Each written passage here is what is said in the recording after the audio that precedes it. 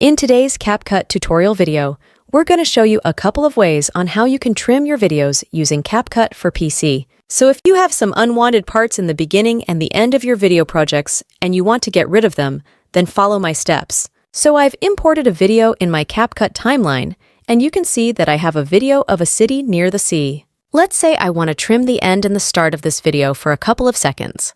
You want to hover your mouse at the end of this video until the cursor turns into this little line with two arrows.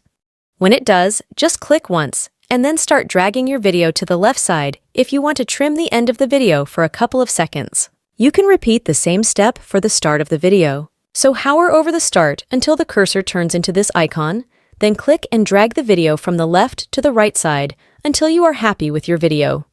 And when I play the video, I'm left with the part which I need, and I successfully trimmed my video.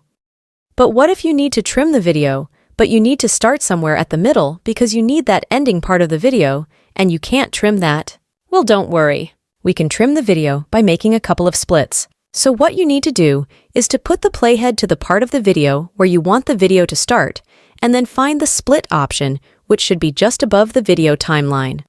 Here it is for me, and you can see a little C letter in the brackets, and that means that we can click on the C letter on our keyboard, and that's going to create a split. So do that split for the start and the end of your video, and just delete the unnecessary parts that you don't need. But that is how you can trim your videos using CapCut for PC. Happy editing, everyone, and I'll see you in the next video.